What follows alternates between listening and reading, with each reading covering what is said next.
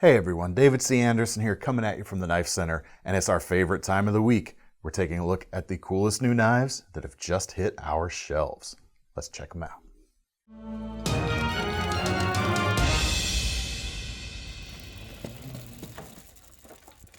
All right, we're going to start off with a couple of exclusives. First off being this new Enrique Peña X Series Trapper with our Knife Center exclusive burnt orange canvas micarta handles. Really cool stuff. These are about $274 for these knives, so a little bit less than some of the other Peñas in the X series at least to have come out of late, so a little more reachable. And I really like this particular micarta. It looks not too far off from a natural micarta right now, but the cool thing about it is as you carry it, as you use it, the color on this deepens. It gets almost like a burnt red, even though we call it burnt orange. It kind of veers towards that red side of things and just looks distinctive and I think pretty fantastic. Trapper style blade, you got the long clip point shape. We might even be able to call that a California clip in this case. 2 3/4 of an inch M390 steel, alternating grain direction, so you got a little nice touch right there. Milled titanium pocket clip inlay on both sides of this knife, and then of course you've got the bolstered frame lock right there. Titanium, of course, and this is a front or top flipper. We could call this a top flipper a little bit more because you can get in there and flip it with your index finger in addition to being able to do the thumb quote-unquote front flipping thing. It works pretty well. I really like the angle that Peña uses on his design here for that top flipper because it works for a guy like me who sometimes struggles with front flippers in general. Not this guy right here. Built super solid. These are made by Riot, of course.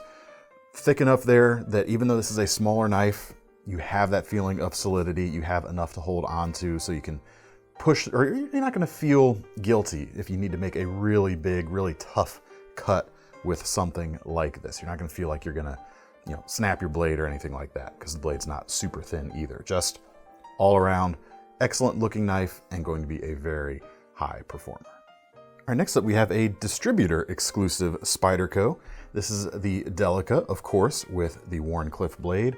$98 for this particular knife, and for that you're getting an S30V blade steel in addition to that Wharncliffe shape, and of course the teal injection molded handles right there. Very aggressive utility knife in this form factor. Delica, I think, is a great knife overall. It just is a design that continues to work really well. You've got the upgraded blade steel, you've got the aggressive cutting power of that Wharncliffe shape. Great box ripper. I mean, so many things you can do with this, and of course that very fine tip for piercing as well. Design works great for just about anyone because you've got a 4-position pocket clip so you can carry it any way you like. You've got easy one-hand opening with that finger hole from either side, and then of course the lockback is completely ambidextrous as well, and it's got the David Boy dent on it just like every other Spyderco basically. Well, not every Spyderco lockback has one, but many, if not most of them do. Really, really nice knife. In addition to this, we have a KnifeCenter exclusive Spyderco to unveil. Our new version of the Manix 2. You guys have seen this configuration on a few other knives. We've been rolling it through the lineup slowly but surely. Smooth black G10 on the handles and a CRU-WEAR blade, and this is the blacked out version. About $168 for this guy right now. Blade itself, about 3.4 inches, and you've got that CRU-WEAR blade steel, which of course means it's powder metallurgy steel, of course, and it's very tough in addition to being able to hold an edge a good long time. Not stainless though, so in this case, the black coating that you get on this knife, which is very smooth and very glassy, it's gonna help you with that a little bit, as opposed to some of these satin versions out there. Speaking of which, the Para 2 in CRU-WEAR has been extremely popular since it was released. In fact, we've had so many pre-orders on that knife that I haven't actually held one since we held the prototype. I guess it was at Blade Show last year when he showed it to us. Feels like a long time ago. It was a long time ago. And they're still so popular and still so hard to get a hold of. This, however, is available right now, or at least we'll have released it a couple days before this video posts, and we should have some still by the time this video posts. In fact, I really hope we do. No guarantees. Act fast yesterday. Actually, if not, I'm very sorry, but I think we should have a few left. Really cool knives. The smooth black G10 is really nice. It's essentially G10 that had the texture of a typical G10. Let's see, we don't have something with typical G10 texture on the table right now, but it's been sanded down. So it's not just, we call it smooth G10 because it is, but it's not just a completely flat surface. You still see the hint of kind of the little pits where the raised peaks weren't raised. You know what I mean? So you get a little bit of visual interest, but you don't have that aggressive texture to worry about. Really going to be nice when you take it in and out of your pocket for sure too, because it'll be a little bit smoother, but you've still got plenty of retention with that clip right there. Clip, of course, as you can see, is blacked out, as are all of the hardwares. They be. Everything else there. The liners are blacked out. The backspacer here is blacked out. Screws, pivots, all of that. The only shiny bits are the edge and the engraved markings on the blade. So much more subtle than the satin versions out there. Great ED. What can we say about the Manix 2? I've been telling you about what makes this a great, our exclusive version, but the Manix 2, great for all sorts of stuff. EDC, tactical, utility, heavy slicing, efficient slicing. You got enough blade thickness there where it's sturdy, but you've got the full flat grind.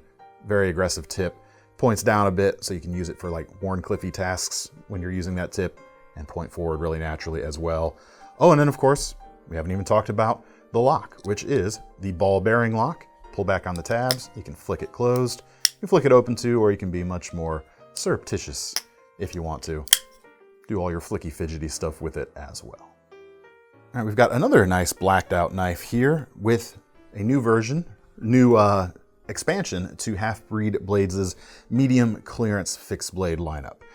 This has the spear point blade, but you've got recurve to the edge, which is pretty cool. Get a little more cutting area or a little more actual cutting length in the same type of blade length, and a little bit more aggressive when you go to pierce and pull out of something. You're going to be able to get a little more cutting power out of that leading part of the recurve right there, which is pretty nice. $240 for these guys. You can also get it in their other two standard colors, the kind of Ranger green or OD green colorway, as well as the dark earth. Black is pretty cool though sometimes too. 4.5-inch blade, D2, double ground but not double edged. You've essentially got that giant fuller there on the back is a good way to think about it. Going to make this very satisfying going around targets, going around curves essentially. You've removed a lot of drag right there. G10 for the handles, heavy, aggressive, kind of mountain-like texture right there. Tang is a little bit proud of those scales, but everything's chamfered over quite nicely and fits just about perfectly. I mean, they get it to fit, like you don't even see the gap from where the Tang angles down, and it meets that G10 so nicely. Protruding Tang at the back with your striking point. We've also got the cross guard there for safety, a little more aggressive on the index finger side, but more subdued on the thumb side, which is great because you can get around it a little bit for precision tasks if you need to choke up around the blade a little bit. Less there to get in the way, but still get a little bit of protection. Also in typical Halfbreed fashion, the sheaths are fantastic. Kydex fit excellently. The click on there was very nice. Comes with a dots style attachment at the back, similar to a tech lock, so you can carry it vertical, horizontal, upside down, whichever way you like. Was there any other, Thomas, was there any other attachments in the box on this one? That was it. Sometimes they have even more stuff than this. Not that it's needed, but because look at it. But sometimes they do give you some extra stuff, and I didn't know if they did on this or not. Super solid. Full stop. Super solid. That's the end. All right, next up, we have a new Sandrin with the Monza, starting at $400 for this titanium version. Now, if you're unfamiliar with Sandrin, we've showed a few of their things on this channel over the last period of time. Insert period of time here. Not steel on the blades. These are polyhedral tungsten carbide blades. And the company the company Sandrin, who makes these blades, has a ton of experience with this, and they've been able to produce a tungsten carbide blade that actually has a degree of toughness to it. This is not a brittle, chippy, shattery type of blade. It is very expensive to produce, which is why they often throw very thin blades on these things. The upside of that is you're going to get very efficient cutting going on, and the edge retention they're able to achieve with this particular material is astonishing, quite honestly. I have one of their other knives, the Torino, smaller knife than this, and I have cut up so much cardboard with it, and the edge still doesn't seem to be slowing down. I would certainly expect most knives to have slowed down a little bit with the amount of cardboard I've put through it, but it hasn't yet. Really impressive stuff. And if you've kind of looked at some of their other designs, like the Torino, and we're kind of turned off by the looks a little bit, I think the Monza is definitely the most knife-like looking knife they've made yet. It looks super classy. $400. I don't know if I mentioned that on this. The blade is about 3.4 inches. Reminds me a little bit of a Sebenza blade shape, a little bit. Obviously, you get a little bit of thumb ramp, which you don't get on a knife like that. But it kind of echoes kind of that classy drop point that we come to expect from that particular knife. Titanium handles, really fine diagonal milling, feels great in the hand. Not too thick, but enough to hold on to quite easily. Titanium clip as well, deep carry as you can see. And then of course, the spine-mounted recoil lock, which when you combine with the reversible clip and the dual thumb studs makes this a completely ambidextrous knife, which is pretty sweet. And one of the areas that they've improved versus something like the Torino is the lock bar here is actually a little bit thicker, so it's not quite as sharp underneath the fingernail. You can get in there and do that flick closed or open, if you will, just by pushing down on that. But there's no chance that I can think of anyway of that coming disengaged in use. You really have to push intentionally back. If you're sitting here muscling on the blade, it's not having that kind of motion. You're not going to have to worry about it. Really dig that. Dig the blade shape. You don't have to do the flick thing. You can, of course, be much more surreptitious on the open. It's a little harder to do that on the close, I'll be honest. I think the close most of the time you're going to want to flip just because of the forces involved. If $400 is not enough money for you, if you want to spend a little bit more, in fact, several of you have, because these are going quicker than even we anticipated, zirconium versions of this knife at about $500. Same thing, tiny bit heavier, but you've got the Zirc material there, and then the black pocket clip as well. Tiny bit heavier than the titanium, like I mentioned, but the looks are so good. I mean, the contrast there between the grays and the blacks going on looks pretty cool. Or of course you can go with the kind of classier svelte version with the full titanium. Whichever you prefer, both are gonna cut like demons. All right, next up we've got another Italian knife, the MKM Maximo, a Bob Terzola design. Really cool to be able to unveil these this week. It's very Terzola in its shape. I mean, it's definitely something recognizable, stout, tactical, very EDC friendly though at the same time. $250 for this bronze titanium version. You can also get this in with a carbon fiber or micarta front. For the micartas are definitely less money. I think the carbon fiber is about the same price. And then on the back side, they're all titanium frame locks, but you carry the milling pattern on to the back. This thing inspires confidence when you hold it. Absolutely. It just feels super, super solid. Drop point blade, 3¼ inches long, M390 steel. Yep. Excellent stone-washed finish going on. And you've got the saber height flat grind, kind of a 2/3 saber, we'll say that. It's flat geometry in any case. And the swedge there at the top and the crowned spine that we come to expect. Did I say, when I was talking about the Halfbreed earlier, did I say fuller or did I say swedge when I was talking about the blade grind? You said a fuller. Did I? Yes, you did. Wonderful. Had a nagging thought there. I meant swedge. You guys know I meant swedge. Sure you did. The drop point shape here is nothing outlandish, but it works across all spectrums. Same thing here with the handle. It's got a neutral enough shape that it's going to work for all kinds of folks in all kinds of different grips as well. Fairly deep carry pocket clip here on the right side only with the glass breaker attaching it there at the back, which is pretty cool. Actually, one of the things I really like here is the actual lock bar insert here on the titanium frame lock itself.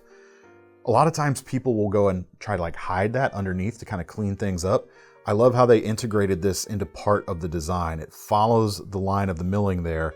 So in front of the milling, which is carried through to the lock bar, you've got the differing color, at least on this one, of the insert there. Pretty cool. It's going to make that lockup secure for a nice long time.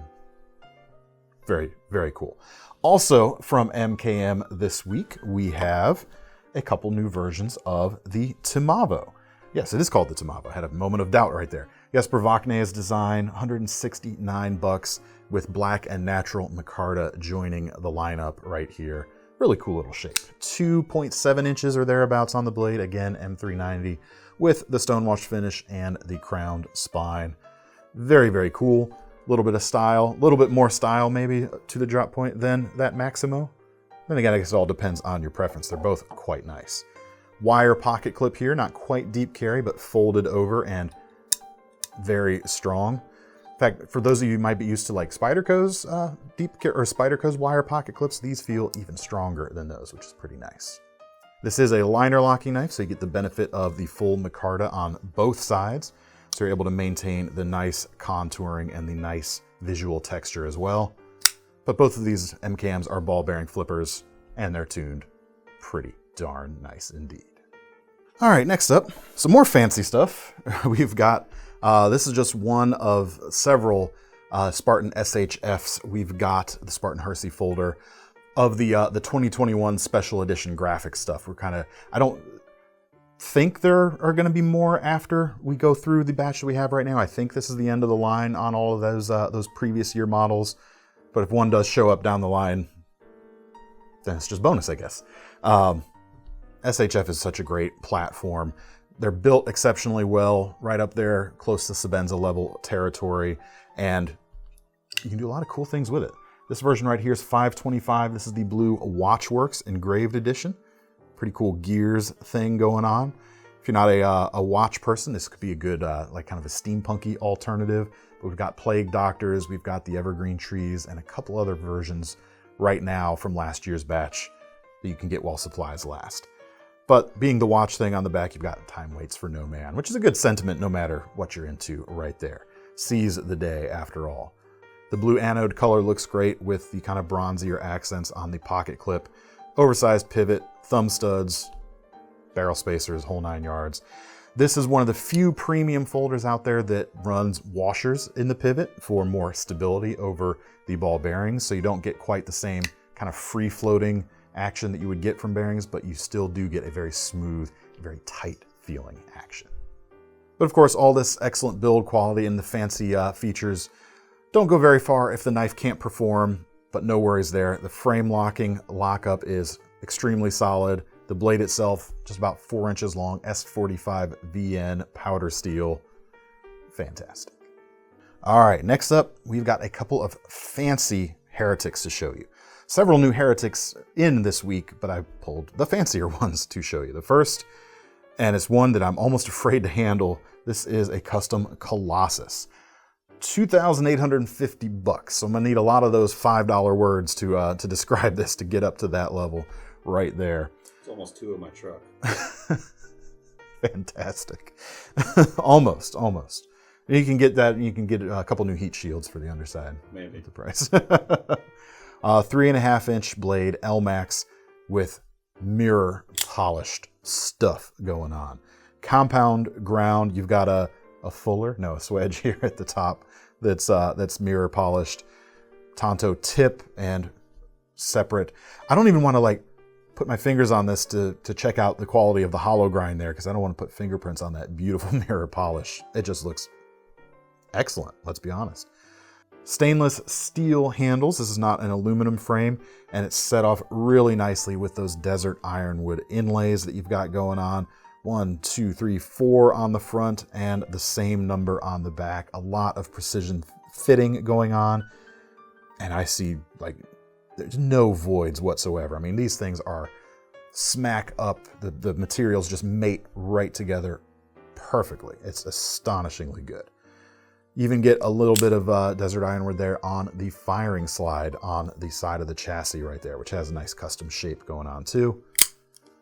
The action is excellent. Pocket clip is cool. Nice hardware on the tail end of that. Reversible too, if you want to carry this. You can carry it right or left-handed. I'd be afraid to carry one of these just about. Although if I were given one of these, I'd use it like I stole it, man. Look at that. Serial number 22 on this particular one also. I don't know, I'm running out of those $5 words. I don't know if I can get to $28.50 on that. Which is good, because this next one is much less expensive, while also being expensive. $650 for this Manticore S OTF. Much smaller, but you've got a really cool carbon fiber inlay, or carbon fiber cover on one side of this knife. They call it the Camo Carbon Awesome 80s finish, or material, whatever you want to call it. Pretty neat. Definitely have to be a very distinct type of person who wants to carry something like this. But for those of you out there, this is going to do the trick really nicely. 2.55-inch L-Max blade. This one has the Bowie blade shape, the long clip point going on, blackened finish as well. Very cool. Aluminum on the back. Great action. Single-sided pocket clip in this case. This is a right-hander. But what's cool about the fact that they put the material on the clip side as opposed to doing it where you might expect it to on the quote-unquote front side, when it's in your pocket, you get a little bit of that color, that awesome 80s poking out. I don't know, in a way this reminds me a little bit more maybe of some of like the early 90s like radical turbo pattern stuff that was out there. Either way, it's pretty cool. And very nicely put together as well. All right, let's stick with a couple smaller knives here for a minute. Those were very expensive. We've had a lot of very expensive knives on this table. I think the cheapest one up to this point has been the Spyderco at $98. So let's bring it down to $19.95 for the Columbia River Testy, the CRKT Testy, a Jeff Park design. Really nice little fixed blade here. Like I said, just about $20, steel, 420J2, which is fine at this price point. 2.4 inches on the blade length, flat grind. Not super thin because this is not a wrapped handle, so you want to have enough there to hold on to without it feeling like it's going to dig into you too badly. Really nice texturing on the tang of the knife here under where your hands are actually going to sit. Gives you a bit of grip, and in fact the two milled, or the two channels in there actually help with that as well. They give you some grip there. If you wanted to, you could use that to facilitate some kind of wrap if you want to thicken things up a little bit. Yeah, just a nice little daily utility right here. I wish they would have set this up as a pocket fixed blade, but as it comes from the box, they have a belt attachment that'll let you go horizontal. But if you were to add something like an ulti clip onto this would be a really nice, very slender, very easy to carry pocket fixed blade right there. The retention on the sheath, this one's not super tight, does the job, but you've got their kind of faux carbon fiber milled texture on the front side of that. Spine is left smooth, which is pretty cool. This is injection molded, it's not Kydex, by the way, just so you know. But yeah, pretty cool little shape just for your daily utility needs. All right, keeping it classy here, we've got new version of the Boker LRF, which the original version of this knife came out, I think it was last year, and it kind of flew under the radar for me, but the more I've been able to have opportunities to put hands on them, the more I've enjoyed this knife. It's streamlined, it's thoughtfully designed, it's useful, and with a version like this, it's even gentlemanly. $144 for this. With that, you've got stone-washed titanium handles and a Damascus blade with that nice elegant spear point shape, just under or just about 3 inches. It's a perfect little size and shape for a gent's knife. I love the stone-washed texture on this particular example. It's very heavy, very nice. I think the liners are titanium as well. It has the exact same finish going on, and you've got, yeah, it sounds like titanium, and if you know what I'm talking about, you know what I'm talking about there. Folds up really nicely. Dual flipper tabs right here. You've got several options in terms of opening. Works as a conventional flipper quite nicely. Ball bearings in the pivot, by the way. Also works as a front flipper.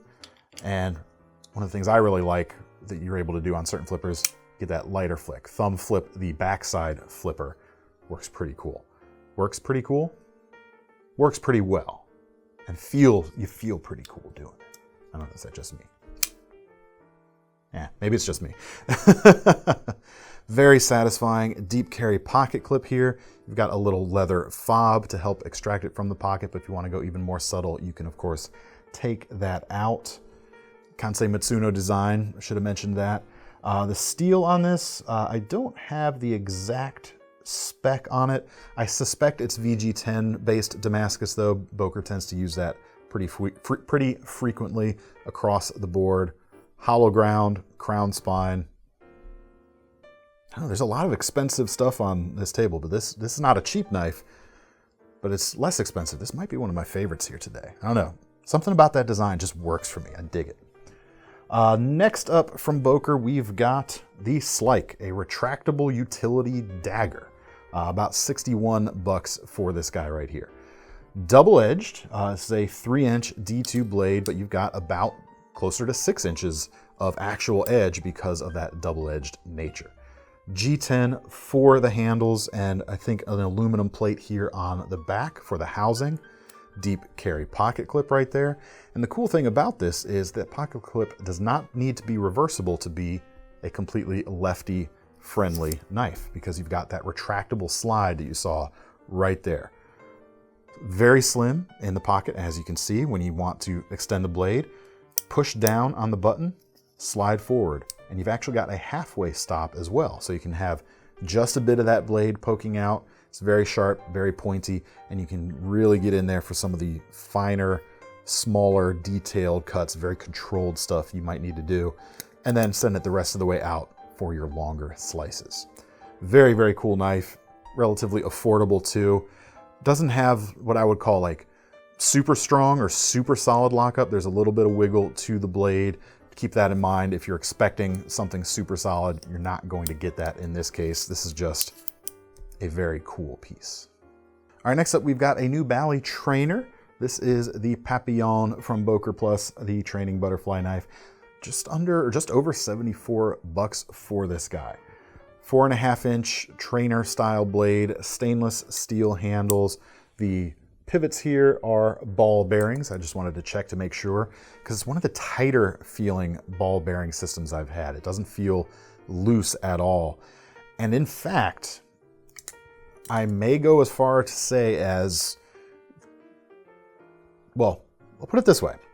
The question a lot of folks will probably be asking is this better, or at least up there with, the Kershaw Lucha trainer? And I gotta say it is. It might even feel a little bit better. Now take this from someone who has like 2 moves. I can open and close like that. I'm not an expert flipper, but just based on the level of quality I feel here and the smoothness of the action on this particular guy, really nice. And not a cheap trainer. There are cheap trainers out there. This is not one of those. It doesn't feel cheap, but it is at an attainable level where if you're wanting to get serious about learning how to flip and do stuff, you can do a heck of a lot worse than this. But honestly, this might be one of the better options for a trainer on the market, I gotta say. At least on the relatively affordable side of things. Yeah, that feels great. It really does. Last but not least, we've got some new bucks. I only have one of them here, but this is the Hexam. $42 for this aluminum handled assisted opening version. There's also a non-assisted injection molded handle version for like 34 bucks. And didn't realize till we're here on the table that those versions were non-assisted, or I would have grabbed one of those too to kind of compare the action. Maybe we'll have that next week.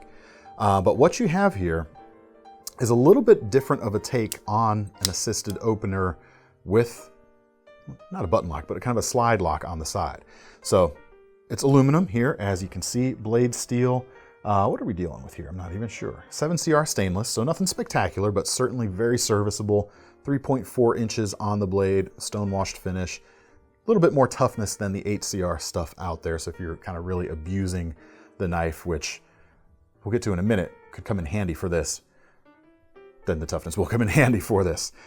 Unlocking the knife, slide back on the tab right there and push it closed. The assist is not so strong that you're feeling like you're fighting against it to close it. And here's where, in a way, I think this knife is almost intended more for quote-unquote non-knife people than the knife enthusiasts like a lot of us watching this channel are, because you can't just pick up this knife out of your pocket and flip the blade. You actually have to slide the lock back. So you've got kind of more safety. And I think it's going to appeal more to just kind of general public, so to speak.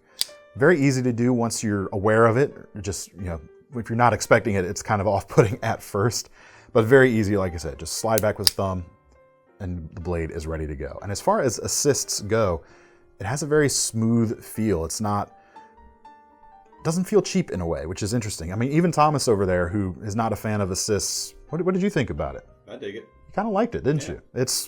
Yeah, I mean, let's see if we can like focus in on just the nature of that. It's one of those things that's going to be super hard to actually come through on camera, but pull back.